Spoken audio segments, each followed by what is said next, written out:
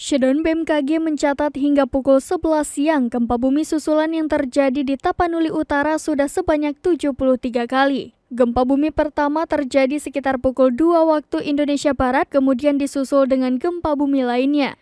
Sekitar pukul 2 waktu Indonesia Barat, BMKG mencatat gempa bumi terjadi sebanyak 6 kali. Kemudian gempa susulan terjadi pada pukul 3 waktu Indonesia Barat sebanyak 14 kali. Sekitar pukul 4 waktu Indonesia Barat, gempa bumi kembali mengguncang. Kali ini lebih banyak, yakni sebanyak 15 kali guncangan. Di pukul 5 waktu Indonesia Barat, intensitas gempa mulai menurun. Kali ini cuma 8 kali gempa susulan. Namun, sekitar pukul 6 waktu Indonesia Barat kembali meningkat menjadi 10 kali guncangan.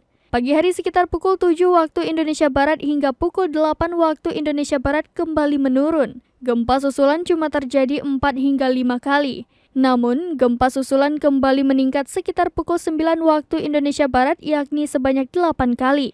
Kemudian, gempa pun disusul sebanyak 5 kali hingga pukul 11 waktu Indonesia Barat. Selain memakan korban jiwa, gempa ini mengakibatkan sejumlah orang luka-luka. Berdasarkan keterangan Bupati, sekitar 5 orang luka-luka akibat tertimpa reruntuhan.